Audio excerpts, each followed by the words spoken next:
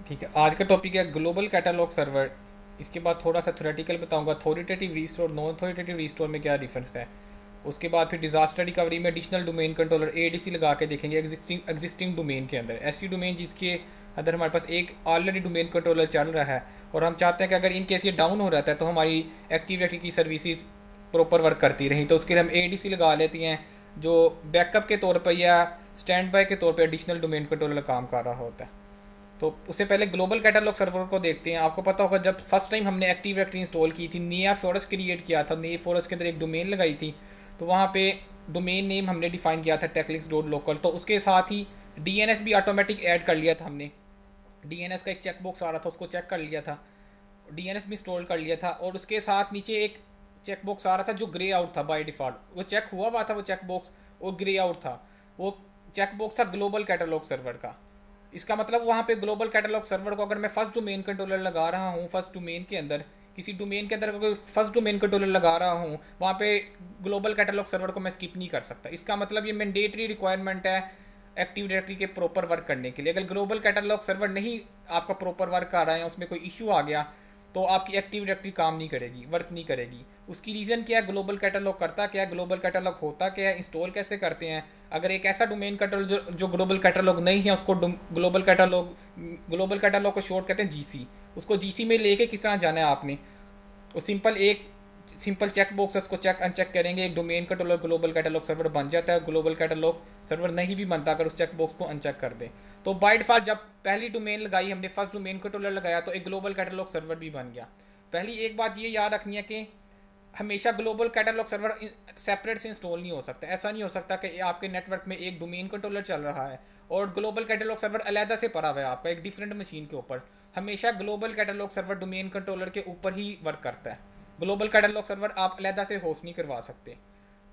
और ऐसा domain controller जिसके ऊपर ग्लोबल कैटलॉग्स की सर्विसेज चल रही हों, उसे कहते हैं ये ग्लोबल कैटलॉग सर्वर है। Global catalogue server domain controller भी होता है, सेम टाइम पे वो डोमेन कंट्रोलर भी है और सेम टाइम पे ग्लोबल कैटलॉग सर्वर भी है। लेकिन ऐसा भी हो सकता है आपके नेटवर्क पे अगर दो डोमेन कंट्रोलर पड़े हुए हैं, एक ग्लोबल कैटलॉग सर्वर है और दूसरा नहीं है, लेकिन डोमेन कंट्रोलर तो दोनों के दोनों होंगे। तो आपके नेटवर्क में मल्टीपल, ये आपकी डोमेन के अंदर मल्टीपल ग्लोबल कैटलॉग सर्वर भी हो सकते हैं और एक भी हो सकता है। मिनिमम एक होना ज़रूरी है, अगर एक नहीं है तो आपकी एक्टिव डायरेक्टरी वर्क नहीं करेगी या उसमें कोई इशू आ गया, यूज़र ऑथेंटिकेट नहीं कर सकता, आप एक्टिव डायरेक्टरी से ऑब्जेक्ट फाइंड नहीं कर सकते। तो ग्लोबल कैटलॉग सर्वर करता क्या है, global catalogue server basically indexing information save करता है दूसरी डोमेन्स की। आपके फॉरेस्ट है, फॉरेस्ट के अंदर ये पूरा का पूरा फॉरेस्ट है जो सर्कल में, इसके अंदर तीन डोमेन्स हैं, तीन डिफरेंट डोमेन्स हैं। ये पेरेंट डोमेन है, इसके अंदर चाइल्ड डोमेन्स भी आ गई हैं, इसके अलावा डिफरेंट डोमेन्स भी हो सकती है, दो पेरेंट डोमेन आ गई। तो आपके फॉरेस्ट के अंदर जितनी डोमेन्स हैं उन सब की पार्शल इन्फॉर्मेशन, उन सब के ऑब्जेक्ट्स की पार्शल इन्फॉर्मेशन इंडेक्सिंग फॉर्म में इसके पास पड़ी होती है। लाइक आप एक डोमेन के अंदर बैठे हुए हैं, यहाँ पे मैं नीचे एक डायग्राम है, ये डोमेन है आपकी, आप इस डोमेन के अंदर वर्क कर रहे हैं और ये डिफरेंट डोमेन है। और आपकी ये डोमेन है, इसके अंदर दो डोमेन कंट्रोलर पड़े हुए हैं, एक ये डोमेन कंट्रोलर है और एक ये डोमेन कंट्रोलर है। अब ये ऐसा डोमेन कंट्रोलर है जिसको आपने ग्लोबल कैटलॉग सर्वर बनाया हुआ है। ग्लोबल कैटलॉग सर्वर के पास अपनी डोमेन के ऑब्जेक्ट की फुल इंफॉर्मेशन पड़ी होती है, प्लस जब आपने दूसरी डोमेन के साथ क्यूरी करनी है तो उसके लिए आप जाहिर सी बात है आपके डोमेन कंट्रोलर के ऊपर इंफॉर्मेशन पड़ी होगी, तो आप दूसरी डोमेन के साथ क्वेरी कर सकते हो। जब आप फॉर एग्जांपल सिक्योरिटी के टैब में आप यूज़र ऐड किया और वो यूज़र दूसरी डोमेन का था, जब तक आपके डोमेन कंट्रोलर को ये नहीं पता होगा कि ये ऑब्जेक्ट किस डोमेन का है, फॉरेस्ट की किस डोमेन का है, तो आप उस ऑब्जेक्ट को कैसे फाइंड करोगे, वहाँ उसको परमिशन ग्रांट कर सकते हो। तो ऑब्जेक्ट की बेसिकली फाइंडिंग के लिए यूज़ होता है। ऑब्जेक्ट फाइंड होगा तो आप उसको यूज़ कर सकते हो, उसको किसी ग्रुप के अंदर ऐड कर सकते हो फॉर मेंबरशिप, या उसको परमिशंस के तौर पे यूज़ कर सकते हो। बेसिकली ग्लोबल कैटलॉग ऑब्जेक्ट्स को फाइंड करता है। फाइंड कैसे करता है, इसके पास इंडेक्सिंग इन्फॉर्मेशन पड़ी होती है। इसकी एग्जांपल इसी तरह एक बुक है, बुक के अंदर से आपको कोई स्पेसिफिक की वर्ड, स्पेसिफिक वर्ड सर्च करना है, अगर आप वन बाय वन उसके पेजेस पे जाके फाइंड करना है, स्टार्ट कर दो page one, page two, page three पे देखना शुरू कर दो, तो अच्छा सा टाइम कंज्यूमिंग काम है।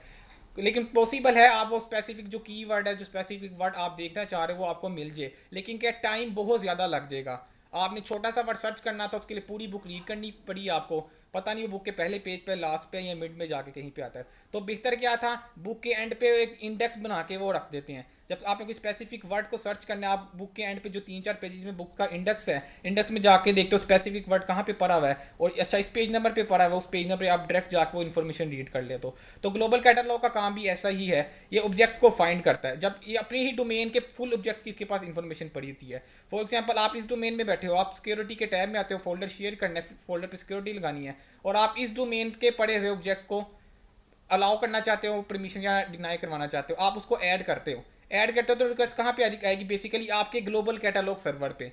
ग्लोबल कैटलॉग सर्वर को पता होगा ये जो ऑब्जेक्ट आपने जिसके ऊपर सिक्योरिटी लगाना चाह रहे हो, वो जल्दी से ग्लोबल कैटलॉग सर्वर उसके पास जो डेटाबेस पड़ी है, कैटलॉग पड़ा हुआ है, उसके अंदर इंडेक्सिंग इन्फॉर्मेशन, वो जल्दी से जाके उस पूरे के पूरे इंडेक्स के अंदर सर्च करेगा और बताएगा अच्छा ये वाला जो ऑब्जेक्ट है वो इस डोमेन का ऑब्जेक्ट है, अच्छा तुम इस डोमेन इस मशीन के इस डोमेन कंट्रोलर के पास चले जाओ। जब रिक्वेस्ट आपका ये ऑब्जेक्ट फाइंड करेगा, बेसिकली फाइंड करके इस डोमेन कंट्रोलर को दे देगा, इस डोमेन के अंदर पड़े हुए डोमेन कंट्रोलर को। इसको तो पता होगा ये ऑब्जेक्ट मेरे पास ही पड़ा हुआ है, तो ये ऑब्जेक्ट जल्दी से आपको रिस्पॉन्स कर देगा एलडैप के थ्रू। तो एलडैप भी बेसिकली आपका तब वर्क करेगा जब ग्लोबल कैटलॉग वर्क कर रहा होगा। एक बात सबसे ज़्यादा इंपॉर्टेंट याद रखनी, जब अगर आपके नेटवर्क पर यूज़र लॉग इन ना कर रहा हो तो क्या हो सकता है आपका एलडेप सर्वर प्रॉपर वर्क नहीं कर रहा, डोमेन कंट्रोलर। लेकिन उससे पहले आपने चेक करना आपका ग्लोबल कैटलॉग भी वर्क कर रहा है कि नहीं कर रहा, क्योंकि सबसे पहले तो उस ऑब्जेक्ट ने फाइंड होना है। फाइंड होने के बाद वो एलडेप से इन्फॉर्मेशन गेट करेगा ना। जब जो ऑब्जेक्ट फाइंड ही नहीं होगा तो एलडेप से इन्फॉर्मेशन क्या मिलेगी? तो एलडेप से इन्फॉर्मेशन गेट करने से पहले आपने देखना है आपका ग्लोबल कैटलॉग की सर्विसेज प्रॉपर वर्क कर रही है, ग्लोबल कैटलॉग सर्वर आपका प्रॉपर वर्क कर रहा है, वो लिसन कर रहा है उस पोर्ट पे। ऐसे ना कोई वायरस आ गया फायरवॉल में से ग्लोबल कैटलॉग की पोर्ट को डिनाई कर दिया, या डीएनएस के अंदर से ग्लोबल आगे रख बताऊंगा बेसिकली ग्लोबल कैटलॉग को डिस्कवर ही बेसिकली डीएनएस कर रहा होता है। डीएनएस भी अगर आपका प्रॉपर वर्क नहीं कर रहा तो ग्लोबल कैटलॉग फाइंड ही नहीं होगा। तो उससे पहले क्या आगे सबसे पहले आपने ट्रबल शूटिंग किया, डीएनएस लेवल पे देखना है भाई ग्लोबल कैटलॉग का रिकॉर्ड ऐड है, वो रिकॉर्ड चेंज तो नहीं हो गया, वो रिजोल्व हो रहा है। सर्विस रिकॉर्ड बेसिकली ऐड होता है, आगे जाके बताऊंगा जब डीएनएस पढ़ेंगे सर्विस रिकॉर्ड क्या है। Service code basically global catalogue server को डिस्कवर करता है। उसके बाद रिक्वेस्ट कहाँ पे आ जाएगी? डीएनएस से रिजोल्व होने के बाद ग्लोबल कैटलॉग पे। अगर ग्लोबल कैटलॉग ही नहीं कर रहा तो यूजर लॉग इन ही नहीं कर सकता, आपको इश्यूज आना शुरू हो जाएंगे ऑथेंटिकेशन में। अगर ग्लोबल कैटलॉग वर्क कर रहा है, इंडेक्सिंग हो रही है, तो उसके बाद क्वाइट पॉसिबल आपके एलडैप की सर्विसेज में एलडैप की पोर्ट कहीं पे ब्लॉक है, एक्टिव डायरेक्टरी की जो सेल्फ सर्विसेज हैं, lightweight directory access protocol है, उसमें कहीं ना कहीं पे इशू आ रहा है। तो अगर यूजर लॉगिन ना कर, उसकी मल्टीपल रीजंस हो सकती है। क्या उसका पासवर्ड एक्सपायर हो गया है, यूजर डिसेबल है, या उसका जो कंप्यूटर अकाउंट है वो एक्टिव डायरेक्टरी के साथ प्रॉपर ऑथेंटिकेट नहीं कर रहा, या उसका अकाउंट लॉक हो गया है, वो आपने पॉलिसी लगाई उसने 3 अटैम्प्ट की, वो लॉक होगी। ये छोटी छोटी रीजन थी जो आम एडमिनिस्ट्रेटर को भी पता होती है। जो लेकिन टेक्निकल एडमिनिस्ट्रेटर है वो बड़े लेवल पे जाके देखेगा यार अच्छा ऑब्जेक्ट नहीं मिल रहा, इसका मतलब ग्लोबल कैटलॉग में कहीं ना कहीं पे इशू हो सकता है, उसको इंडेक्सिंग ठीक नहीं हो रही। समटाइम हो सकता है इंडेक्स ठीक ना हुआ हो, आपका ये डोमेन है, इसी अपने इस पे लॉगिन कर रहे हो आप तो लॉगिन ठीक हो रहा है, लेकिन जब इस नेटवर्क पे आप बैठ के दूसरी मशीन को परमिशन, दूसरी डोमेन पे पड़े हुए यूजर को परमिशन ग्रांट करना चाहते हैं तो वहाँ पे ऑब्जेक्ट फाइंड नहीं होता। तो हो सकता है आपकी इंडेक्सिंग ठीक ना हो रही हो, इंडेक्स में इशू आ गया है, इंडेक्स ठीक ना बन रहा हो आपका, तो इंडेक्स रिक्रिएट करें आप, उस पर देखें क्या इशू है, उस पर स्पेसिफिक ईमेल वीमेल में जाके आप लोग देख सकते हैं। ठीक है, तो यूजर लॉगिन के क्या रीजन हो सकती है? ग्लोबल कैटलॉग आपका प्रॉपर वर्क नहीं कर रहा, क्योंकि ग्लोबल कैटलॉग का इंडेक्स ठीक होगा तो यूजर प्रॉपर लॉगिन कर सकता है। अब यहाँ पे देखें ये पूरी की पूरी डोमेन है, इसके पास डोमेन ए की पूरी इन्फॉर्मेशन पड़ी हुई है। ये डोमेन ए आपकी, ये डोमेन बी है। डोमेन ए के अंदर भी 2 डोमेन कंट्रोलर है, 2 डोमेन बी के अंदर भी 2 डोमेन कंट्रोलर है।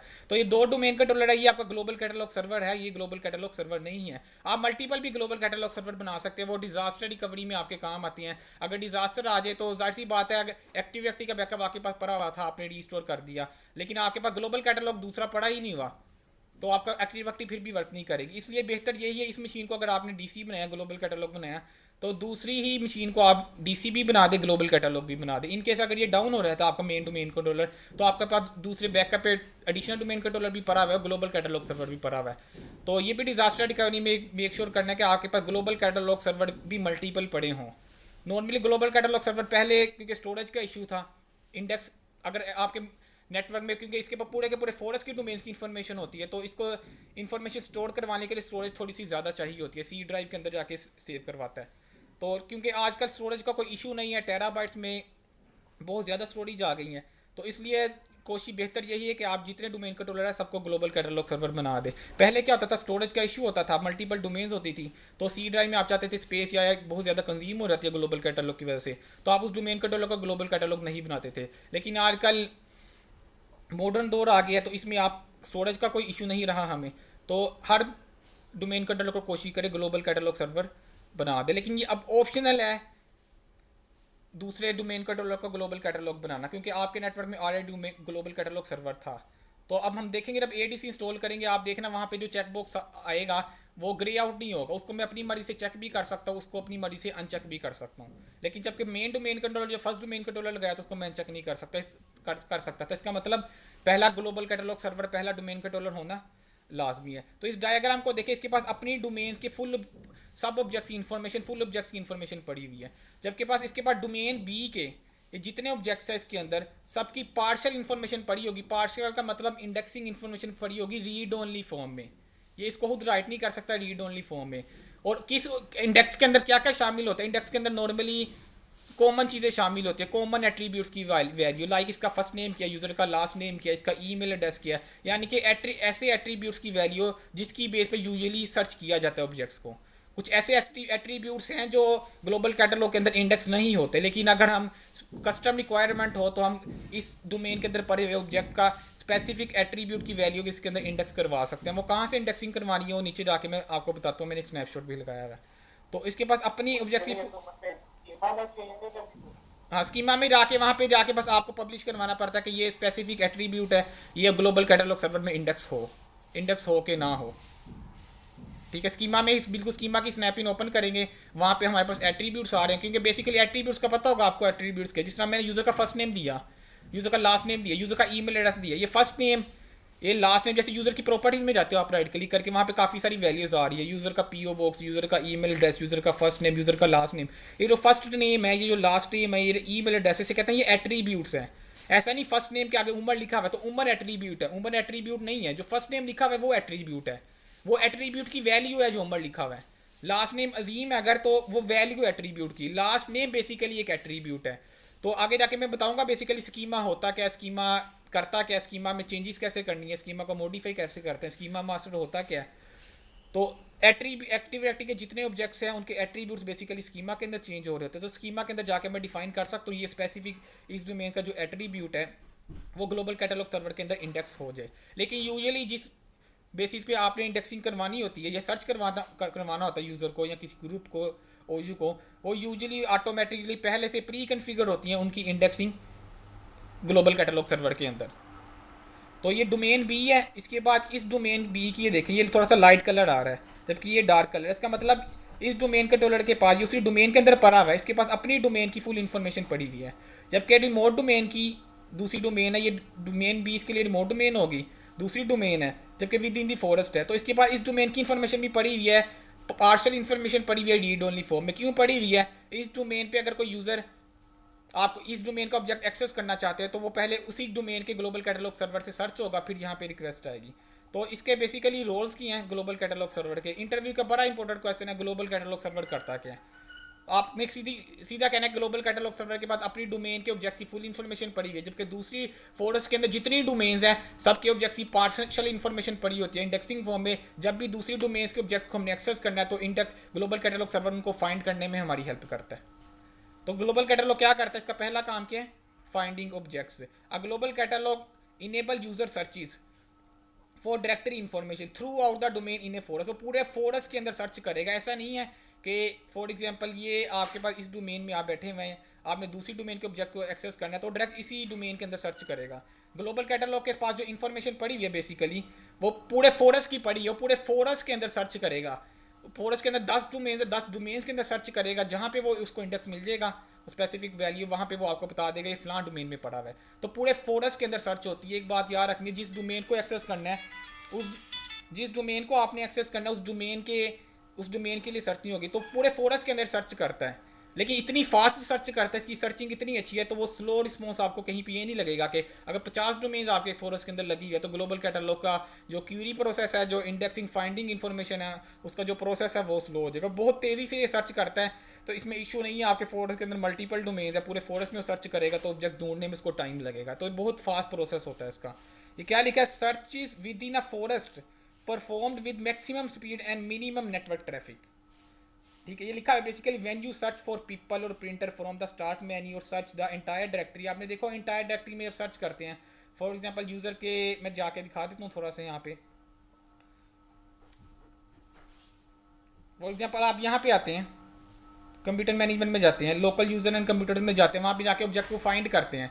फाइंड में लिखा होता आता है आप अगर डोमेन जो है टेक लिंक्स डॉट लोकल या इंटायर डायरेक्टरी, जब आप इंटायर डायरेक्टरी करेंगे बेसिकली रिक्वेस्ट कहाँ पे जाएगी सबसे पहले ग्लोबल कैटलॉग सर्वर के पास। फॉर एग्जांपल यहाँ पे मैं एक यूज़र ऐड करता हूँ, मैंने एक्टिव डायरेक्टरी से इन्फॉर्मेशन गेट करनी है, ऐड में जाके यहाँ पे मैं इंटायर डायरेक्टरी करता हूँ। इस मशीन को डोमेन ज्वाइन नहीं है तो यहाँ पे इंटायर डायरेक्टरी नहीं आ रहा, तो उसके लिए क्या करते हैं, डोमेन कंट्रोलर वाली मशीन पे जाता हूँ,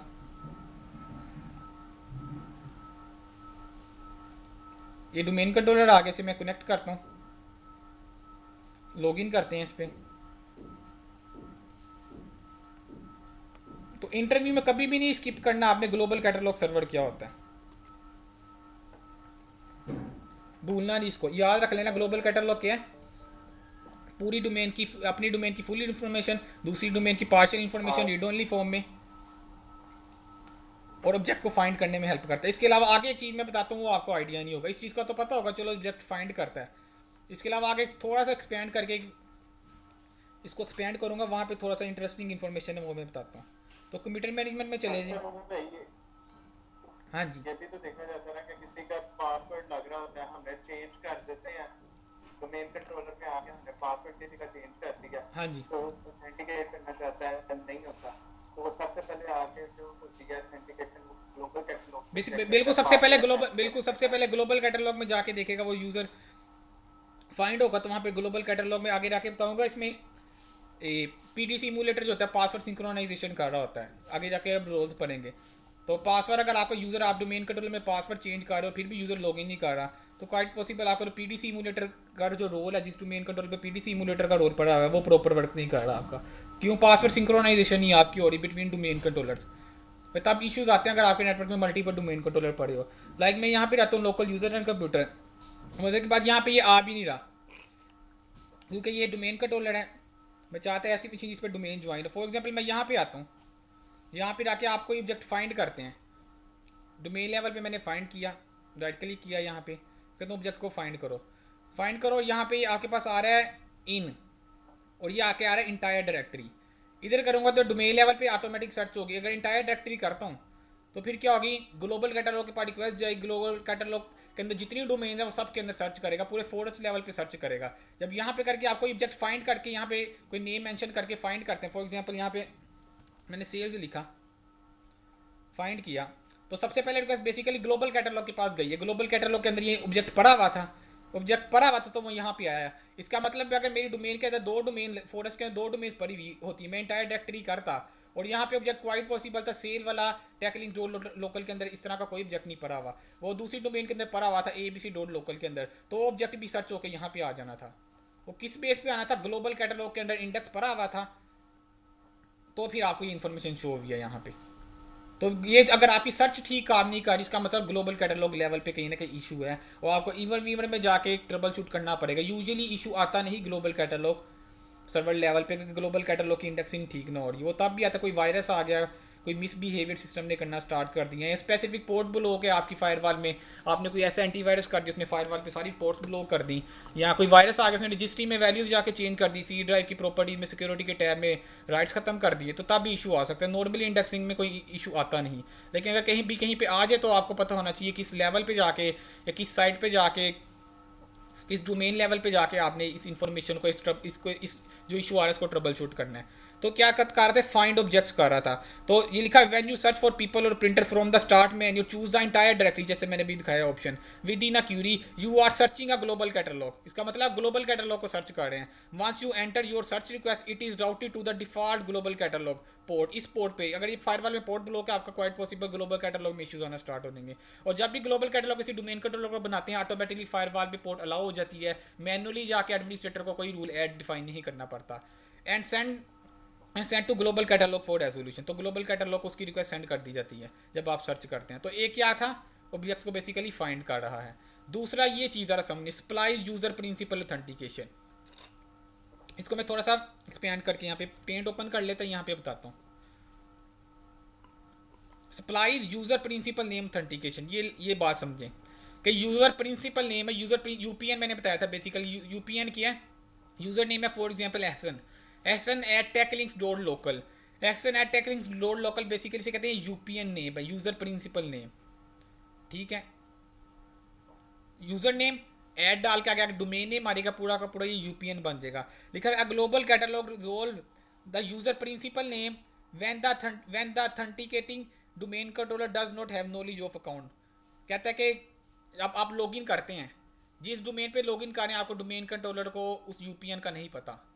अगर नहीं पता तो कैसे होगा, डोमेन कंट्रोलर को नहीं पता, इसका मतलब वो किसको पता है, ग्लोबल कैटलॉग को। यहाँ पे मैं एग्जांपल देता हूँ, फॉर एग्जांपल एक डोमेन ये आपके पास सेम फॉरेस्ट है, सेम फॉरेस्ट के अंदर दो डोमेन्स है आपकी।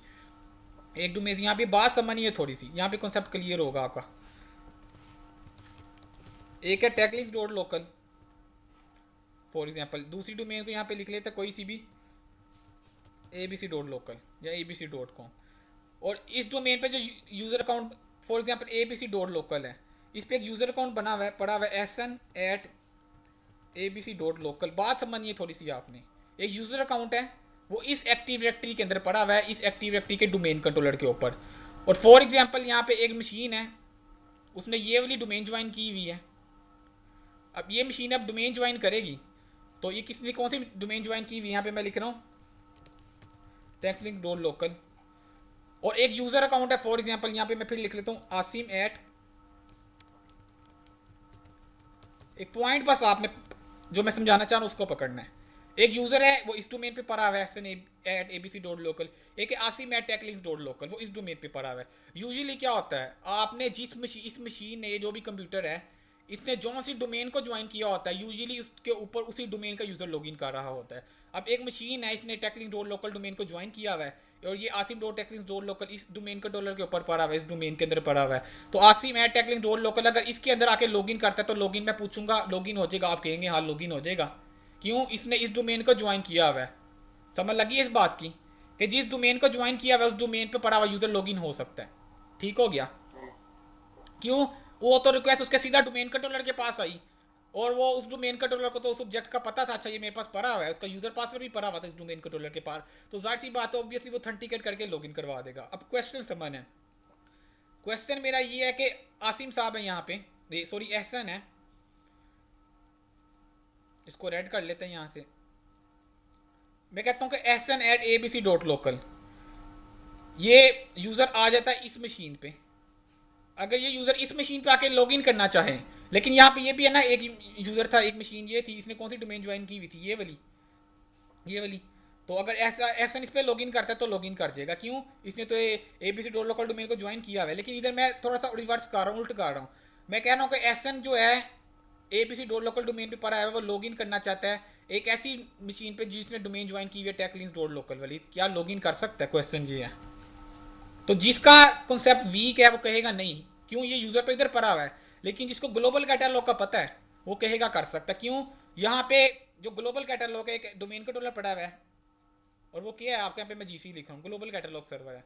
उसको पता है कि ग्लोबल कैटलॉग के पास दूसरी डोमेन्स की इन्फॉर्मेशन पड़ी होती है, उस सब्जेक्ट्स की तो पड़ी होती है, कोई ना कोई तो चक्कर होगा, इन्फॉर्मेशन रखने का कोई ना कोई तो होगा बेनिफिट हमें, कि इन्फॉर्मेशन रखता है, कल को कोई ना कोई हम इससे इन्फॉर्मेशन गेट करेंगे, हमें बताएगा वहाँ तक, तो फिर दूसरी डोमेन पे भी मैं लॉगिन कर सकते होंगे जिसको ग्लोबल कैटलॉग का पता होगा। तो बिल्कुल इन्फॉर्मेशन ग्लोबल कैटलॉग के पास दूसरी डोमेन्स की सेव करवाने का पर्पज़ ही ये था कि अगर इस मशीन पे बैठा हुआ यूज़र, एक तो मैंने बता दिया ना परमिशन ग्रांट करनी है आपने सिक्योरिटी के टैब में जाके, और ऑब्जेक्ट यहाँ पे पड़ा हुआ है, तो रिक्वेस्ट फिर भी कहाँ आएंगी, ग्लोबल कैटलॉग पे।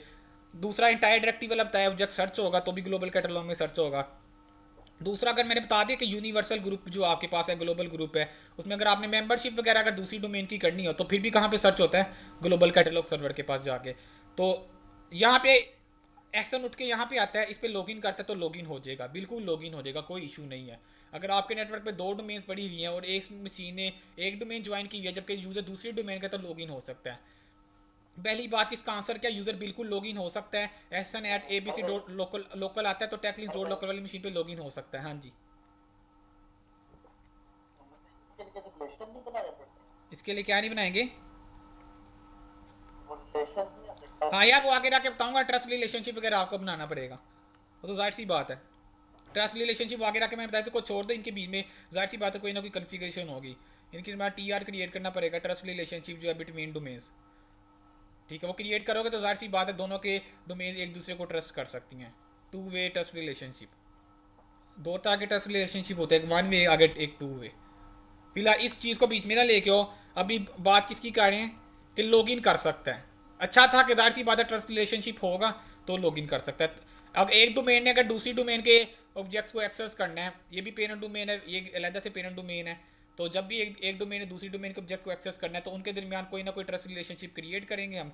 ट्रस्ट रिलेशनशिप क्रिएट करेंगे, फिर यहाँ के ऑब्जेक्ट यहाँ एक्सेस हो सकते हैं और यहाँ के रिसोर्सेज इस डोमेन पे जाके एक्सेस हो सकते हैं। ट्रस्ट रिलेशनशिप अंडरस्टूड सी बात है।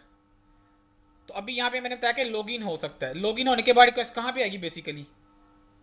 और एक चीज़ और बता दूँ, मैंने शायद बताई हो, अगर यहाँ पे अगर यूनिवर्सल ग्रुप है आपके पास, इस डोमेन पे एक यूनिवर्सल ग्रुप पड़ा हुआ है, मैंने बताया था यूनिवर्सल ग्रुप पूरे फोरस के अंदर विजिबिलिटी होती है, प्लस उसकी मेंबरशिप पूरे फोरस के अंदर होती है। यहाँ पे आप आके इस डोमेन का एक्शन को इस ऊपर राइट देना चाहें तो दे देंगे, रिगार्डलेस यहाँ पे कोई ट्रस्ट रिलेशनशिप नहीं होगा। Universal group don't care about trust relationship. उसकी रीज़न यही है कि बेसिकली यूनिवर्सल ग्रुप की इंफॉर्मेशन ग्लोबल कैटलॉग सर्वर के अंदर ही सेव होती है। ये बात का किसी को नहीं पता होता। उस समय तक अगर यूनिवर्सल ग्रुप आपने क्रिएट किया और उसके लिए एक मेंबरशिप दूसरे यूज़र की ऐड करनी है दूसरी डोमेन की, तो उसके लिए भी ट्रस्ट रिलेशनशिप होना चाहिए। तो ट्रस्ट रिलेशनशिप इधर नहीं होना चाहिए, आपके पास ज़रूरी नहीं है ट्रस्ट रिलेशनशिप का होना। ट्रस्ट रिलेशनशिप नहीं भी है तो आप फिर भी दूसरी डोमेन के यूज़र ऐड कर सकते हैं उस ग्रुप के अंदर, अगर उस ग्रुप की टाइप यूनिवर्सल ग्रुप है। उसकी रीज़न ये होती है कि जो यूनिवर्सल ग्रुप है उसकी इन्फॉर्मेशन ग्लोबल कैटलॉग के अंदर सेव हो रही होती है। अब ग्लोबल कैटलॉग के अंदर सेव होगी, ग्लोबल कैटलॉग तो पूरे फोरस पे सर्च करता है, उसको ये नहीं पता, ज़रूरी नहीं है कि वो आगे ट्रस्ट रिलेशनशिप बना हो के नहीं। फिलहाल यहाँ पे भी इतना था कि SN@abc.local जो है टैकलिंग.local वाली मशीन पे आता है, लॉगिन करता है, लॉगिन हो जाता है। आंसर था यस, लॉगिन हो जाएगा। अब फ्लो क्या होगा, फ्लो क्या होगा, SN ने लॉगिन किया टैकलिंग.local वाली मशीन पे, तो रिक्वेस्ट कहाँ पे आ गई, DNS से रिजोल्व हुआ नेम, ग्लोबल कैटलॉग कहाँ पे पड़ा हुआ है, तो इस मशीन के अंदर पता लगा ग्लोबल कैटलॉग इस मशीन पे पड़ा हुआ है, तो रिक्वेस्ट ग्लोबल कैटलॉग सर्वर पे आ गई। ग्लोबल कैटलॉग ने जल्दी से सर्च किया, उसने देखा कि अच्छा यार ये वाला जो ऑब्जेक्ट है SN@abc.local, तो उसने कहा कि ये ऑब्जेक्ट पड़ा हुआ है यहाँ पे इस डोमेन के अंदर, इस डोमेन के अंदर ये डोमेन कंट्रोलर फॉर एग्जांपल पड़ा, रिक्वेस्ट इसके डोमेन कंट्रोलर पे आ गई। अब जो रिक्वेस्ट यहाँ पे आ गई, इसका यूज़र नेम यहाँ पे U लिख रहा हूँ, P लिख रहा हूँ, इसका यूज़र नेम और पासवर्ड इसका यहाँ पे पड़ा हुआ था। जब ये इसको डायरेक्ट इसके डोमेन कंट्रोलर पे आ गया, आ गई रिक्वेस्ट और यूज़र नेम पासवर्ड यहाँ पे पड़ा हुआ है, यूज़र पड़ा ही यहाँ पे हुआ है फिजिकली, तो जाहिर सी बात है ऑथेंटिकेट हो जाएगी। तो ग्लोबल कैटलॉग ना होता तो रिक्वेस्ट यहाँ पे आनी ही नहीं थी, यहाँ से यहाँ तक। तो ग्लोबल कैटलॉग ने ऑब्जेक्ट को फाइंड किया, फाइंड करने के साथ ही यहाँ पे रिक्वेस्ट आ गई आपकी, रिक्वेस्ट आने के बाद ऑब्जेक्ट मिल गया, जब ऑब्जेक्ट मिल गया तो यूज़र नेम पासवर्ड भी उसका डाटाबेस में पड़ा होता, ऑथेंटिकेशन हो गई। तो एक डोमेन पे बैठ के आप दूसरी डोमेन के यूज़र से लॉगिन कर सकते हो। तो रिक्वेस्ट ग्लोबल कैटलॉग पे आएगी, ग्लोबल कैटलॉग सर्च करने के बाद रिक्वेस्ट कहाँ पे भेजेगा, सर्च करने के बाद रिक्वेस्ट आके दूसरी डोमेन जो भी जिस डोमेन का ऐसा भी हो सकता है यहाँ पे दूसरी डोमेन एक पड़ी हुई थी, तो ग्लोबल कैटलॉग ने देखा चाहिए इस डोमेन में पड़ा हुआ इसमें नहीं पड़ा हुआ, तो रिक्वेस्ट यहाँ पे आएगी, तो यूज़र लॉगिन कर जाएगा। तो इसे क्या कहते हैं बेसिकली, ये कॉन्सेप्ट समझना है। बहुत हाई लेवल का इंटरव्यू देने चले जी आप, एक्टिव डायरेक्टरी के ऊपर 10 साल का 12 साल का एक्सपीरियंस है, फिर ये क्वेश्चन पूछा जा सकता है आपसे कि supply user principal name authentication क्या है। ग्लोबल एक डोमेन पे एक डोमेन है, दूसरी डोमेन का यूज़र आकर पे लॉगिन कर सकता है क्या, नहीं कर सकता है, तो उसका फ्लो क्या होगा आपने बताना है। यूज़र जैसे ही लॉगिन करेगा रिक्वेस्ट उसके लोकल DNS के पास जाएगी, इस मशीन का जाहिर सी बात है DNS भी है, इसके ऊपर कोई ना कोई DNS कन्फिगर होगा, रिक्वेस्ट DNS के अंदर आएगी, DNS बताएगा कि अच्छा ये ग्लोबल कैटलॉग सर्वर है, ये एक सिंपल DC है फॉर एग्जांपल, ये DC है, ये GC था, GC जाहिर सी बात है ऑलरेडी DC भी होता है, तो रिक्वेस्ट यहाँ नहीं आएगी क्योंकि रिक्वेस्ट ने कहाँ पे जाना है, DNA बताया ग्लोबल कैटलॉग ये रिक्वेस्ट यहाँ पे ही, ग्लोबल कैटलॉग ने फाइंड किया, फाइंड करने के बाद दूसरी डोमेन कंट्रोलर के ऑब्जेक्ट की तरफ रिक्वेस्ट चलेगी, तो वहाँ से हम जो भी था हमारा ऑब्जेक्ट फाइंड हो गया, ऑथेंटिकेशन होगी। अगर ऑब्जेक्ट फाइंड ना होता तो ऑथेंटिकेशन भी ना होती। ऑब्जेक्ट फाइंड हुआ तो LDAP की क्यूरी चली है, LDAP की क्यूरी चली है तो रिक्वेस्ट डेटाबेस पे गई है, डेटाबेस पे गई है तो इन्फॉर्मेशन गेट हुई है, इन्फॉर्मेशन गेट हुई है, यूज़र पासवर्ड पड़ा हुआ था, यूज़र लॉगिन हो गया यहाँ पे सक्सेसफुली। और एक ये भी बहुत हाई लेवल का क्वेश्चन है कि universal group don't care about trust relationship. Universal group को ट्रस्ट रिलेशनशिप का पे डिपेंड नहीं करते। अगर ट्रस्ट रिलेशनशिप नहीं भी बना हुआ तो दूसरी डोमेन के यूज़र को आप उसकी मेंबरशिप असाइन करना चाहते हैं ग्रुप के अंदर आके, यूनिवर्सल ग्रुप में दूसरी डोमेन का यूज़र ऐड करना चाहते हैं, ट्रस्ट रिलेशनशिप अगर ना भी हो दोनों डोमेन्स के दरमियान तो यूज़र आपका ऐड हो जाएगा। क्यों, उसकी इन्फॉर्मेशन ग्लोबल कैटलॉग के अंदर बेसिकली सेव हो रही होती है। तो ये बेसिकली यही था supply user principal name authentication, कि दूसरी डोमेन के UPN नेम को फाइंड करता है, ऑथेंटिकेट करवा वहाँ तक रिक्वेस्ट फॉरवर्ड करता है, ऑथेंटिकेशन आपकी होती है। तीसरा ये मैं बता चुका हूँ, यही group membership end user log. जब भी कोई यूज़र लॉगिन करेगा फॉर एग्जांपल, जब यूज़र लॉगिन करेगा फॉर एग्जांपल इस डोमेन के ये मशीन है जिसने डोमेन ज्वाइन किया, इसके अंदर आप आके लॉगिन करते हो, लॉगिन करते हो तो जाहिर सी बात है यूज़र लॉगिन करेगा, तो उसको ये भी तो पता होना चाहिए कि जब यूज़र लॉगिन किया ये इस ग्रुप का मेंबर है, ग्रुप मेंबरशिप पता होगी, उसके मुताबिक इसको राइट्स दिए जाएंगे कि इसको जाहिर सी बात है किस किस ग्रुप का मेंबर है। अगर यूज़र इस ग्रुप का मेंबर है तो इसको इस जगह पे राइट्स दो फिलहाल फिलहाल सर्विसेज के ऊपर। तो अगर ग्रुप मेंबरशिप ही प्रॉपर आपकी अप्लाई ना हो तो जो स्पेसिफिक ग्रुप के ऊपर आपने यूज़र को परमिशन ग्रांट की हुई है, यूज़र को स्पेसिफिक ग्रुप का मेंबर बनाया हुआ है, तो यूज़र को उसके ऊपर परमिशन नहीं मिलेगी। आपने सिक्योरिटी के टाइम में आके सेल्स का ग्रुप ऐड कर दिया और यहाँ पे सेल्स का यूज़र लॉगिन करता है और ग्लोबल कैटलॉग प्रॉपर वर्क नहीं कर रहा, आपका प्रॉपर वर्क नहीं करेगा, तो उस यूज़र जो लॉगिन हुआ है, लॉगिन होने के दौरान उसको पता ही नहीं लगेगा ये किस ग्रुप का मेंबर है। तो जो सेल्स के फोल्डर के ऊपर आपने सेल्स के ग्रुप को परमिशन ग्रांट की हुई है, तो सेल्स का यूज़र को एक्सेस ही नहीं कर सकेगा क्योंकि ग्रुप मेंबरशिप आपकी प्रॉपर रिजोल्व नहीं हुई।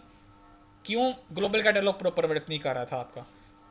तो जो यूनिवर्सल ग्रुप की जो मेंबरशिप की इन्फॉर्मेशन है जब यूज़र लॉगिन करता है तो उस टाइम भी वो ग्लोबल कैटलॉग से जाके लोड होती है इन्फॉर्मेशन कि यूज़र इस ग्रुप का मेंबर है। अगर इस ग्रुप को किसी स्पेसिफिक नेटवर्क सर्विसेज के ऊपर परमिशन ग्रांट है तो उसके ऊपर इसको अलाउ कर दो इस यूज़र को। तो universal group membership information save in global catalogue server. Global catalogue के अंदर क्या जाता है? इंडेक्सिंग इन्फॉर्मेशन जाती है। तीन चीज़ें मैंने यहाँ पे बता दी।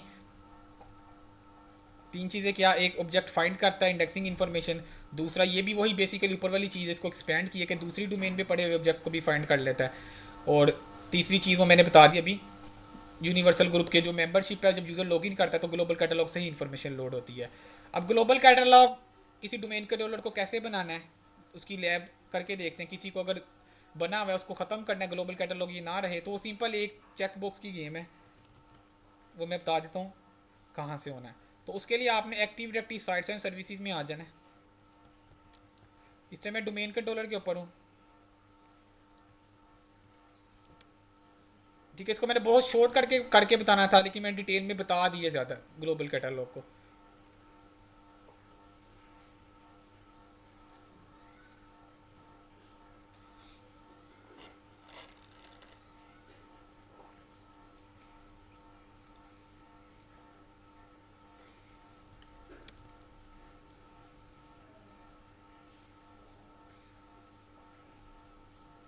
तो active directory sites and services open हो गई हैं। तो साइट्स एंड सर्विसेज पे अलहदा से लेक्चर है, मैंने बताया था पाकिस्तान एक यूएस है, दो डिफरेंट ब्रांचेज है आपके पास एक डोमेन के अंदर। तो उनकी साइट्स एंड सर्विसेज किस तरह कन्फिगर करनी है। कुछ यूज़र यूएसए में है, कुछ पाकिस्तान में है, तो वहाँ के यूज़र ऑथेंटिकेट भी करना चाहते हैं, यहाँ के यूज़र भी डोमेन कंट्रोलर के साथ ऑथेंटिकेट करना चाहते हैं। तो आप दो डिफरेंट फिजिकल जियोग्राफिकल लोकेशन आपके पास हैं, तो उसको किस तरह मैनेज करना है उसके लिए हम इस कंसोल में काम करेंगे active directory sites and services में। तो उसके लिए यहाँ पे सर्वर्स में है बाय डिफ़ॉल्ट। मैंने बताया था जब फर्स्ट डोमेन कंट्रोलर बनता है तो एक साइट बन जाती है जिसका नाम क्या होता है? Default first sight name. तो नॉर्मली इसको मैं इस तरह रीनेम कर देंगे, यहाँ पे कोई इशू नहीं है, मैं यहाँ पे पार्क साइट इसको कर सकता हूँ इसको रीनेम करने में। तो इस साइट के अंदर कितने डोमेन कंट्रोलर पड़े हुए हैं? तो हमारे पास इस वक्त एक डोमेन कंट्रोलर है और ये डोमेन कंट्रोलर मेरे पास आ रहा है। एक चीज़ ये होगी। दूसरी चीज़ मैं एक और दिखाना चाह रहा हूँ, आपने ये देखना हो ये डोमेन कंट्रोलर मैं बता के एक डोमेन के अंदर मल्टीपल डोमेन कंट्रोलर हो सकते हैं। आपने ये देखना हो ये वाला domain controller global catalogue server है कि नहीं है, वो कहाँ से देखने हैं? उसके लिए आप एक active directory users and computers में आते हैं। यूजर्स एंड कंप्यूटर्स में जाके डोमेन कंट्रोलर आ गया। डोमेन कंट्रोलर में कंप्यूटर टाइप के नीचे लिखा है जीसी। जीसी जो मशीन जीसी है इसका मतलब वो डीसी भी है। ऐसी मशीन जो जीसी है ये पॉसिबल नहीं है कि वो डीसी ना हो। जो मशीन जीसी है इसका मतलब वो डीसी है, लेकिन जो डीसी है वो सिंपल डीसी हो सकती है। अगर जीसी नहीं लिखा हुआ इसका मतलब वो सिंपल डोमेन कंट्रोलर है। मैंने अभी बताया था कि ग्लोबल कैटलॉग आप अलग से इंस्टॉल नहीं कर सकते, डोमेन कंट्रोलर के ऊपर ही वो होता है। तो ये इसके अंदर एक डोमेन कंट्रोलर है जिसका नाम है DC1। इसकी प्रॉपर्टीज़ में मैं आ जाता हूँ राइट क्लिक करके। तो DC1 इस वक्त मेरा क्या है? ग्लोबल कैटलॉग सर्वर है। ठीक हो गया। तो ये देखो ये चेक क्या इस टाइम, ठीक है। इसको मैं चेक नहीं कर रहा, मैं चेक करूँगा इसके बाद हमें ADC भी लगाना है। मैं चेक करूँगा तो इसके अंदर जो इंडेक्सिंग इन्फॉर्मेशन है वो सारी की सारी ख़त्म हो जाएगी। तो मैं ADC लगाऊंगा, मेरा ADC वर्क नहीं करेगा क्योंकि मेरे नेटवर्क पे ग्लोबल कैटलॉग ही नहीं चल रहा। इसके बाद हमने ADC की लैब करनी है। तो अगर मल्टीपल डोमेन कंट्रोलर हो और कोई आपने एक डीसी लगाया हुआ एक जीसी लगाया हुआ था ग्लोबल कैटलॉग सर्वर, आके बाद दूसरा डोमेन कंट्रोलर था आप चाहते थे उसको भी मैं ग्लोबल कैटलॉग सर्वर बना लूँ, तो आप उसकी प्रॉपर्टीज़ में आके यहीं से राइट क्लिक करके उसको वो बाय डिफॉल्ट क्या होगा? अनचेक होगा, ठीक है। आप उसको यहाँ से चेक कर सकते हैं। चेक करके अप्लाई करेंगे, सेव करेंगे। तो ये डिपेंड करता है आपके नेटवर्क पे ट्रैफिक कितनी है, लैन लिंक है, वैन लिंक है आपके नेटवर्क पे। तो ग्लोबल कैटलॉग जो सर्वर जो आपने न्यूली क्रिएट करेंगे, ग्लोबल कैटलॉग बनाएंगे, वो सी ड्राइव के अंदर जाके जो भी उसका पाथ है वहाँ पे एक्टिव एक्टिव वाले पाथ पे इंडेक्सिंग इन्फॉर्मेशन सेव करना शुरू हो जाएगा, वो इंडेक्स करना स्टार्ट हो जाएगा। घंटा भी लग सकते हैं, इसको काफ़ी टाइम लग सकता है। अगर एक्टिव एक्टिव आपकी बहुत बड़ी है, फोरस के अंदर बहुत ज़्यादा डोमेन है, ऑब्वियसली इंडेक्स क्रिएट करने में आपके पास 8-10 घंटे, पूरा एक दिन भी लग सकता है, बहुत ज़्यादा अगर डोमेन है आपके पास। तो इसको मैं ख़त्म करके अगर मैं दोबारा चेक करूँगा, मेरा इंडेक्स डिलीट हो जाएगा, इंडेक्स दोबारा से रिक्रिएट होगा तो टाइम लगेगा। तो एडीसी की लैब हो सकता है हमारी प्रॉपर ना हो, तो इसको मैं अनचेक नहीं कर रहा, ठीक है। लेकिन अगर आपने कल को किसी डीसी को जीसी बनाना हो तो आप यहाँ पे उसको चेक करके ग्लोबल कैटलॉग सर्वर बना सकते हैं। ठीक हो गया। तो लैब इसकी इतनी थी, किसी डोमेन कंट्रोलर का ग्लोबल कैटलॉग बनाना है, कैसे बनाएंगे, ख़त्म करना है वो कैसे करेंगे। अब मैंने बताया कि इसके अंदर इंडेक्सिंग इन्फॉर्मेशन सेव होती है। अब वो इंडेक्स कैसे देखना है, ये बेसिकली जब मैं स्कीमा बताऊंगा, स्कीमा का स्नैपिंग बताऊंगा, बाय डिफ़ॉल्ट स्कीमा का स्नैपिंग डिसेबल होता है सिक्योरिटी रीजन की वजह से, ताकि स्कीमा के स्नैपिंग को कोई एक्सेस ना कर सके। तो स्कीमा का स्नैपिंग बाय डिफ़ॉल्ट विजिबल नहीं होता, उसको विजिबल कराने के लिए उसकी एक DLL फाइल है, उसको इनेबल करवाना पड़ता है। वो मैंने इस डॉक्यूमेंट के अंदर सारा वो मेंशन किया हुआ स्टेप बाय स्टेप नीचे यहाँ। तो फिलहाल मैंने स्कीमा के स्नैपिंग इनेबल कर लिया था, मैं दिखा लेता हूँ फिर भी ग्लोबल कैटलॉग के अंदर कल को कोई कस्टम रिक्वायरमेंट आ जाती है, कोई किसी स्पेसिफिक एट्रीब्यूट के अगेंस्ट यूज़र को सर्च करवाना चाह रहे हैं और वो स्पेसिफिक एट्रीब्यूट ग्लोबल कैटलॉग के अंदर इंडेक्स नहीं हुआ, वो आप उसको भी इंडेक्स करवा सकते हैं। लेकिन यूजुअली क्या होता है, आप जिस बेसिस पे यूज़र को सर्च करवाना चाहते हैं, first name, last name, email address, common attributes हैं, वो बाय डिफ़ॉल्ट ही इंडेक्स के अंदर इंक्लूड होते हैं। तो मैं स्कीमा के स्नैपिंग यहाँ से ओपन करता हूँ। तो यहाँ पे देखो एक्टिव स्कीमा आ रहा है, इसको ऐड कर लें। आगे जाके स्कीमा का डिटेल में बताऊंगा स्कीमा क्या है। बेसिकली स्कीमा एक स्ट्रक्चर है, एक डेटाबेस का। डेटाबेस जाहिर सी बात है स्ट्रक्चर के बगैर वर्क नहीं करती। जिस तरह एक टेबल है, टेबल के अंदर आपने रो बनाए, कॉलम बनाए, उसके अंदर डाटा ऐड करना है। तो एक्टिव डायरेक्टरी के अंदर बेसिकली डाटा जा रहा है, तो एक वो जो वैल्यूज़ आप ऐड करेंगे वो एक्टिव डायरेक्टरी के अंदर सेव हो रही है। लेकिन एक्टिव डायरेक्टरी या जो टेबल है तब तक वर्क नहीं करेगा जब तक आप रो या कॉलम ऐड करके उसके ऊपर वैल्यूज़ नहीं डिफाइन कर देंगे। स्ट्रक्चर होगा टेबल का तो उसके अंदर टेबल के अंदर आप वैल्यू पुट कर सकते हो। इसी तरह डाटाबेस का स्ट्रक्चर होगा, स्कीमा होगा, तो आप उसके अंदर जाके डाटा सेव करवा सकते हो। अगर आपका स्ट्रक्चर डैमेज हो रहा है तो आपके अंदर जो जितनी वैल्यूज़ हैं, जितना डाटा है वो आपका डैमेज हो जाएगा। तो इसके अंदर एक क्लासेस आ रही हैं, स्कीमा के अंदर दो चीज़ें होती हैं, क्लासेस हैं, एक ऑब्जेक्ट्स हैं, एट्रीब्यूट्स है। एट्रीब्यूट्स में फॉर एग्जांपल कोई काफ़ी सारे एट्रीब्यूट्स आ रहे हैं, ठीक है। अगर आपने कोई स्पेसिफिक एट्रीब्यूट देखना हो, ये इंडेक्स हो रहा है या नहीं, कोई कस्टम रिक्वायरमेंट आ जाती है, कोई कस्टम एप्लीकेशन है, उसके अंदर डेवलपर कहते हैं यार मैं इस बेसिस पे ऑब्जेक्ट को सर्च करवाना चाह रहा हूँ, वो सर्च नहीं हो रहा, तो क्वाइट पॉसिबल वो इंडेक्स नहीं हुआ होगा ग्लोबल कैटलॉग के अंदर बाय डिफ़ॉल्ट, तो आपको इंडेक्स करवाना पड़ेगा। तो काफ़ी सारे एट्रीब्यूट्स आ रहे हैं, काफ़ी हाई लेवल के। स्कीमा पे जब भी चेंजेस की जाती है यूजुअली डेवलपर ही करता है, जो एक्टिव का डेवलपर होता है। तो एडमिनिस्ट्रेटर का काम नहीं होता स्कीमा में आके डायरेक्ट चेंजेस करे। तो यहाँ पे कोई सा भी यहाँ पे देख लें ऑब्जेक्ट, किसी भी ऑब्जेक्ट को सर्च कर लें, इसको ओपन कर लें, तो यहाँ पे देखो ये क्या आ रहा है, स्क्रिप्ट पाथ वाला मैंने एक एट्रीब्यूट उठाया, तो यहाँ पे क्या आ रहा है, इंडेक्स दिस एट्रीब्यूट। और यहाँ पे ये क्या आ रहा है, replicate this attribute to the global catalogue server. इसका मतलब अगर हम ये देखना चाह रहे कि स्क्रिप्ट पाथ के एट्रीब्यूट की बेस पे देखना चाहिए, अगर स्क्रिप्ट पाथ है, अगर स्क्रिप्ट पाथ के एट्रीब्यूट की बेस पे यूज़र को सर्च करवाना चाहे कोई कस्टम एप्लीकेशन, तो वो सर्च नहीं होगा बाय डिफ़ॉल्ट। उसकी वजह कि ग्लोबल कैटलॉग में इंडेक्स नहीं हुआ हुआ। तो अगर आप चाहते हैं ये ग्लोबल कैटलॉग में इंडेक्स हो, तो यहाँ पे इंडेक्स दिस एट्रीब्यूट करके replicate this attribute to the global catalogue करके इसको चेक कर सकते हैं। तो थोड़ा सा टाइम लग सकता है इसको, ग्लोबल कैटलॉग के अंदर जाके इंडेक्स होगा, उसके बाद में रेप्लिकेट होगा दूसरे ग्लोबल कैटलॉग सर्वर की तरफ, अगर मल्टीपल ग्लोबल कैटलॉग सर्वर पड़े हुए हैं। तो यहाँ पे आपको कुछ एट्रीब्यूट्स ऐसे मिलेंगे जो बाय डिफ़ॉल्ट इंडेक्स होंगे, कुछ ऐसे भी मिलेंगे जो बाय डिफ़ॉल्ट इंडेक्स नहीं हुए होंगे। लाइक यहाँ पे ये सिड वाला आ रहे हैं, यहाँ पे सिड वाला तो मेरा लाजमी होना चाहिए। यहाँ पे देखते हैं,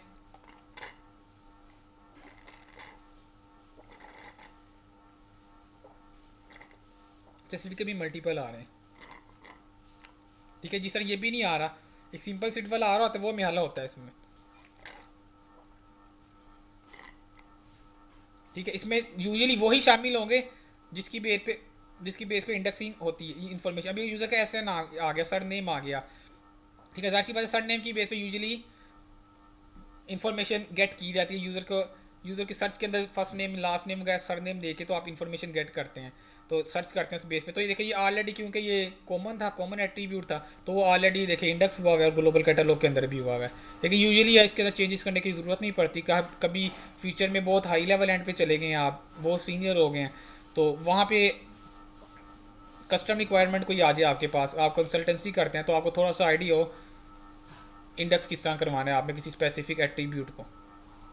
अमर भाई ऐसा भी हो सकता है ना कि कोई मुझे कह रहा था कि यार इसके मैं चाहता हूँ कि यूजर नेम के साथ पिक्चर भी है, तो मुझे वो स्कीमा में ही चेंज करनी पड़ेगी क्या करनी पड़ेगी?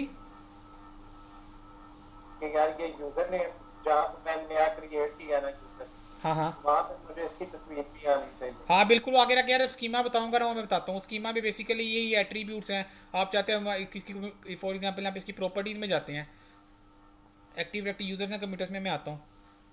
यहाँ पे फॉर एग्जांपल कोई भी यूज़र सेलेक्ट कर लेते हैं, सेल्स में मैं चला गया।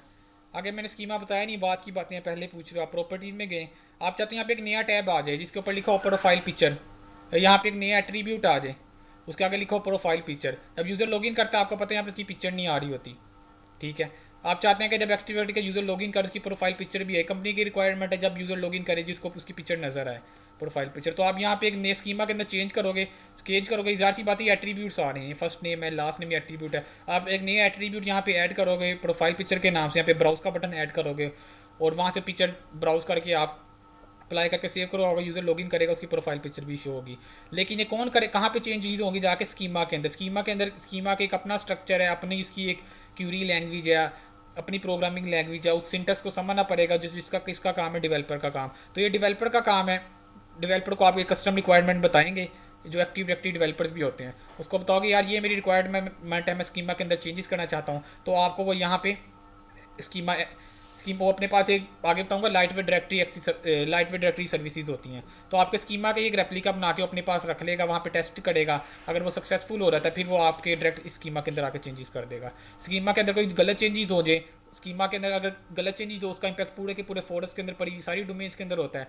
अगर स्कीमा के अंदर कोई आपने कोई गलत प्रोग्रामिंग कर दी तो आपका स्कीमा डैमेज हो गया, आपकी पूरी की पूरी एक्टिव डायरेक्टरी फाड़ी गया, इवन कि वो पूरी की पूरी एक्टिव डायरेक्टरी नहीं, पूरा का पूरा फोरस आपका डैमेज हो सकता है।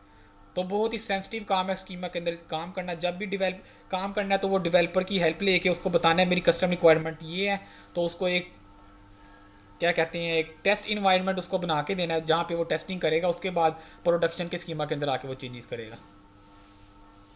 ठीक हो गया, ये था ग्लोबल कैटलॉग, बहुत ज़्यादा डिटेल में बताया है। अब करेंगे बाकी मैंने नेक्स्ट लेक्चर में। ठीक हो गया, क्या या एडीसी लगा के देख लेते हैं? एडीसी की कर ले लैब, क्या है एडीसी? चलो एडीसी उसकी लैब कर लेते हैं, ठीक है। इंस्टॉलेशन कम से कम उसकी लगा लेते हैं, तो बाकी देख लेंगे नेक्स्ट लेक्चर में। अब आ रहे हैं एडिशनल डोमेन कंट्रोलर। क्वेश्चन ये है कि एडिशनल डोमेन कंट्रोलर लगाना क्यों है। अब ये याद करवा देना, जैसे ही एडीसी लगाएंगे उसकी मैं एप्लीकेशन दिखा दूंगा आपको, उसके बाद फिर ये अथॉरिटेटिव नॉन अथॉरिटेटिव रीस्टोर के मैंने स्नैपशॉट्स यहाँ पे लगाए हुए हैं, ये भी मैं आपको थोड़ा सा एक्सप्लेन कर दूंगा। अब बात ये कि हाँ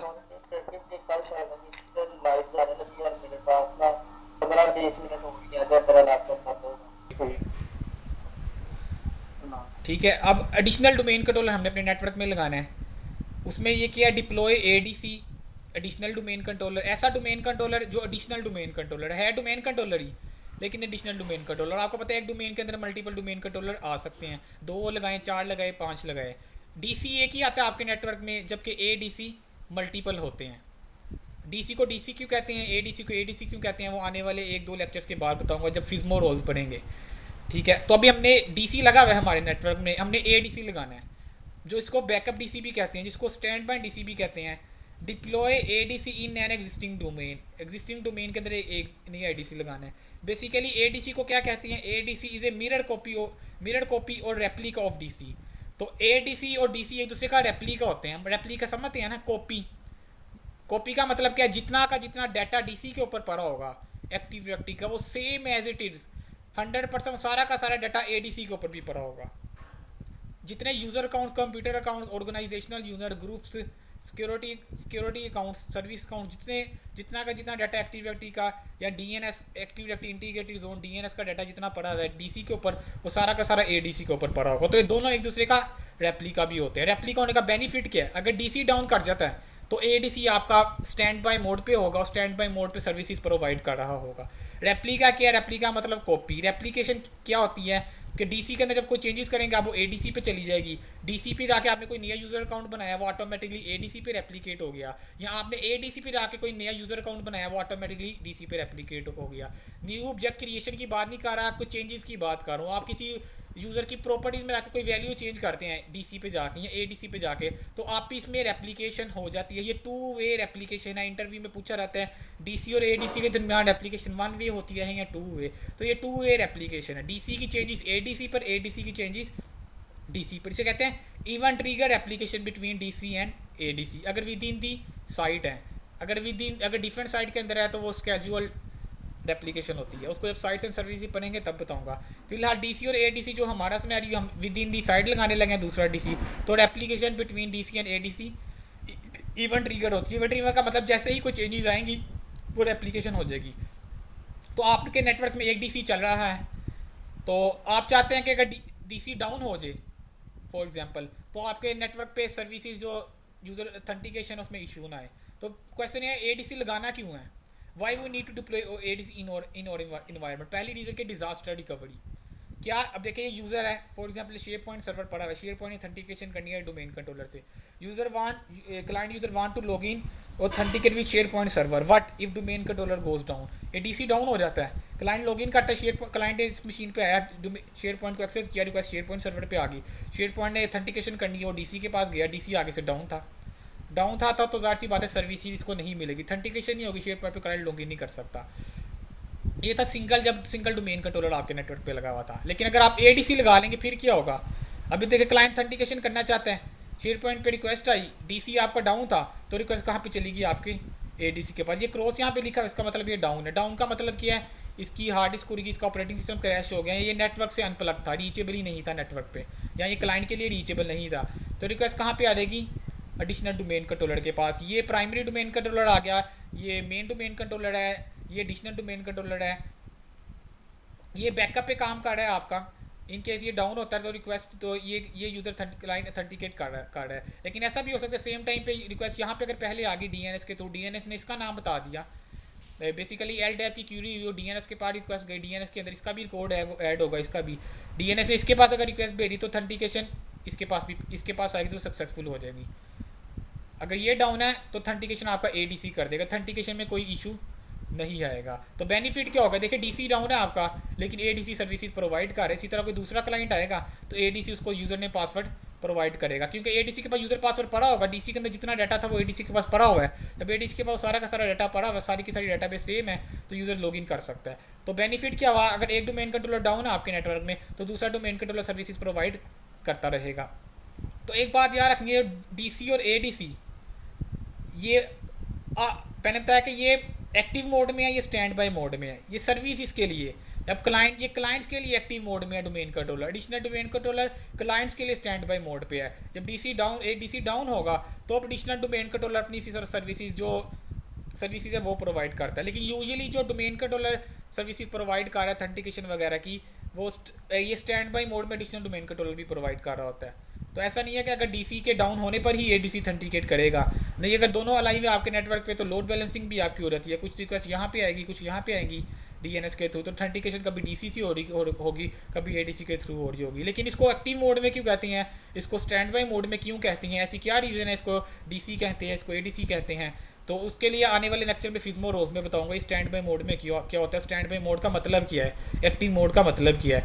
active mode stand by mode का मतलब ये नहीं है कि सारी की सारी रिक्वेस्ट आनी ही डोमेन कंट्रोलर पे है, जब डोमेन कंट्रोलर डाउन हो रहेगा तब एडिशनल डोमेन कंट्रोलर पे आएगी। एक्टिव स्टैंड बाय मोड का कभी भी मतलब ये नहीं लेना, ठीक है। तो एक बात ये एक्टिव मोड में है क्लाइंट्स के लिए, ये स्टैंड बाय मोड पे है क्लाइंट्स के लिए, जबकि ये आपस में एक दूसरे के साथ एक्टिव मोड में है। एक्टिव मोड में एक दूसरे के साथ होने का मतलब कि जैसे ही कोई चेंजेस इसमें करूँगा वो इसमें, जैसे ही कोई चेंजेस एडीसी में करूँगा वो इसमें। तो यहाँ पे ये सर्कल में है, इसका मतलब आपस में दोनों एक्टिव मोड में है। इसका मतलब है दोनों एक दूसरे के साथ डायरेक्ट कम्युनिकेशन कर रहे हैं, डायरेक्ट रेप्लिकेशन कर रहे हैं। यहाँ पे क्या लिखा हुआ है, two way replication between DC and ADC. जैसे ही यहाँ पे कोई चेंज आएगी तो ऑटोमेटिक वो चेंजेस यहाँ पे रेप्लिकेट हो जाएंगी। इसी तरह डीसी में कोई चेंजेस आएंगी ऑटोमेटिकली यहाँ पे रेप्लिकेट हो जाएंगी। तो ये आपस में एक्टिव एक्टिव होते हैं, जबकि सर्विसेज प्रोवाइड करने में क्लाइंट्स को एक एक्टिव मोड में होगा, एक स्टैंड बाय मोड में होगा। अगर आपके पास 5 एडीसी लगे हुए हैं तो पांचों के पांचों स्टैंड बाय मोड में होंगे, जबकि डीसी हमेशा एक्टिव मोड में होगा। तो एक्टिव मोड में एक ही डोमेन कंट्रोलर आपका होता है, बाकी सारे के सारे स्टैंड बाय मोड में होंगे।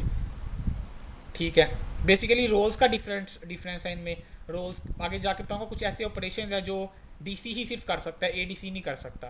तो उन रोल्स की वजह से, क्योंकि वो ऑपरेशंस डीसी कर सकता है, उन ऑपरेशंस की अथॉरिटी डीसी के पास होती है, इस वजह से कह देते हैं कि इन ऑपरेशन को परफॉर्म करने की जो एबिलिटी है सिर्फ और सिर्फ डीसी के पास, इस वजह से कहते हैं ये एक्टिव है। लेकिन जो यूजुअली टास्क है, यूज़र क्रिएट करने हैं, ग्रुप मेंबरशिप चेंज करनी है, आपने यूज़र की ऑथेंटिकेशन करवानी है, तो वो उस केस में बिकॉज डीसी भी इंटरटेन करवा सकता है उसको, एडीसी भी इंटरटेन करवा सकता है। तो अब आगे जाके ये चीज़ समझनी है, ऊपर इन प्रैक्टिकल इन्वायरमेंट में जाके काम आएगी। इसके बाद लैब हम करेंगे नेक्स्ट लेक्चर में। लिखा है do following before ADC deployment in A production environment. आप किसी प्रोडक्शन इन्वायरमेंट में जाते हैं, डीसी लगा हुआ है, आप एडीसी लगाना चाहते हैं, तो उसके लिए इन चीज़ों को आपने लाजमी फॉलो करना है। ये बेस्ट प्रैक्टिस कह लें या रिकमेंडेशन कह लें मेरी तरफ से। उसमें क्या है, सेट या rename appropriate host name for ADC machine. जो एडीसी मशीन है उसका स्पेसिफिक आपने जो भी अप्रोप्रिएट होस्ट नेम है आपने वो सेट कर लेना है उसके मुताबिक, ताकि मशीन की आइडेंटिफिकेशन ईजी हो जाए। बाय डिफ़ॉल्ट क्या होता है, WIN, इससे लंबा सा एक लंबे से डिजिट का एक नाम होता है। ठीक है, लंबे करेक्टर्स का ज़्यादा था, 12 करेक्टर का आई थिंक। तो आप उसको क्या कहते हैं, रीनेम कर लें। लाइक आपने एडीसी लगाना, उसका नाम आप एडीसी रख लें, या कंपनी की जो भी पॉलिसी है होस्ट नेम के अगेंस्ट, कंपनी ने होस्ट नेम के अगेंस्ट भी एक पॉलिसी डिफाइन की होती है कि यूज़र जब भी यूज़र की मशीन आपने रीडू करनी है तो उसका फर्स्ट नेम, यूज़र की मशीन का होस्ट नेम ये रखना है। तो कंपनी की ज़ाहिर सी बात है कोई ना कोई पॉलिसी भी होगी। आपने डोमेन कंट्रोलर लगाना है तो उसका होस्ट नेम ये होना है, एडीसी लगाना है तो उसका होस्ट नेम ये होना चाहिए। तो आप मशीन का होस्ट नेम पहले रीनेम कर लें, ADC 2012 जो भी लगाना है, टेकलिंक्स ADC या TL ADC या बैकअप ADC, जो भी ADC का नाम आपको सूटेबल लगता है वो आपने सबसे पहले रीनेम कर लेना है। दूसरा, उसके ऊपर वैलिड स्टैटिक IP एड्रेस आपने असाइन करना है।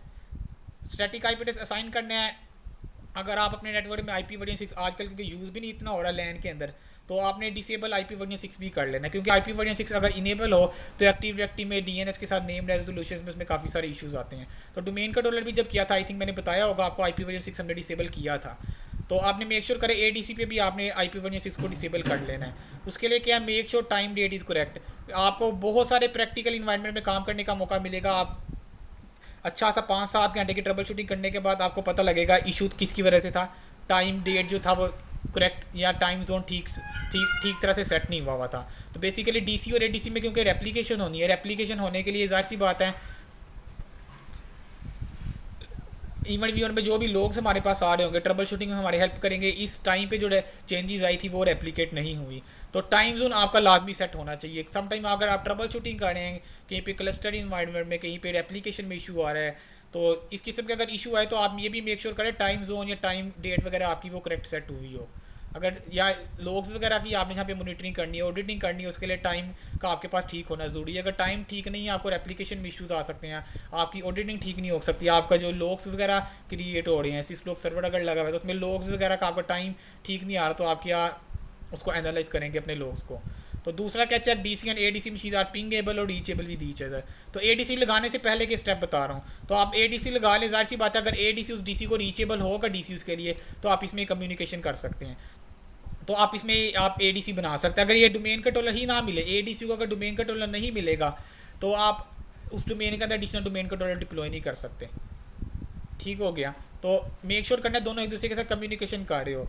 दूसरा क्या, अगर प्रोडक्शन इन्वायरमेंट है, मेक श्योर करें, रिकमेंडेशन यही है कि आप जितनी सिक्योरिटी अपडेट्स हैं, सर्विस पैक है, ऑपरेटिंग सिस्टम के, वो सारे के सारे इंस्टॉल करें, ताकि इन केस अगर कोई वायरस आने के चांसेस कम हो जाए, अगर कोई सिक्योरिटी होल है तो वो आपका फिक्स हो जाए सर्विस पैक या अपडेट से सोल्व करने के बाद। तो जब भी मेक श्योर करें प्रोडक्शन इन्वायरमेंट है, फायरवॉल को इनेबल ही रहने दें। Make sure firewall is enable if production environment में आपने कभी भी फायरवॉल को बंद नहीं करना डीसी या एडीसी के ऊपर। लेकिन टेस्ट इन्वायरमेंट है तो आप उसके ऊपर ट्रबल शूटिंग करने के दौरान वो कर सकते हैं। ठीक होगा। तो ये सारे सारे स्टेप हैं, लेकिन रिकमेंडेशन इनको लाजमी करना है। कुछ रिकमेंडेशन है, कुछ मैंडेटरी स्टेप्स हैं, लाइक IP नहीं देंगे आपका, एडीसी नहीं चलेगा, DNS में रेजोल्यूशन आएंगी, ये ऑप्शनल है, DS IP वजह से डिसेबल नहीं करते। तो इसमें भी आपको इशू आएंगे अगर टाइम आपका ठीक नहीं है। अगर ये देखिए मैंडेटरी स्टेप है, डीसी एडीसी पिंगेबल ही नहीं है, रीचेबल ही नहीं है, तो आप एडीसी नहीं लगा सकते। तो इन स्टेप्स को हम फॉलो करते हुए आगे से क्या लगाएंगे, अपना एडिशनल डोमेन कंट्रोलर लगाएंगे। एडिशनल डोमेन कंट्रोलर की हम लैब आगे से प्रोसीड करेंगे, फिर देखेंगे कि यहाँ का जितना डाटा है एडीसी लगाने के बाद वो ऑटोमेटिकली डीसी से रेप्लिकेट होकर एडीसी पे आ जाएगा। फिर उसके बाद मैं एडीसी पे या डीसी पे रख एक नया यूज़र अकाउंट बनाऊंगा, वो देखेंगे ऑटोमेटिकली एडीसी पे रेप्लिकेट हो जाएगा। अगर एडीसी पे बनाया तो वो डीसी पे रेप्लिकेट हो जाएगा with in few seconds. Even trigger फ़ौरन ही रेप्लिकेट हो जाएगा। ठीक हो गया। ठीक है। अब बाकी करेंगे तो क्लास। उमर भाई का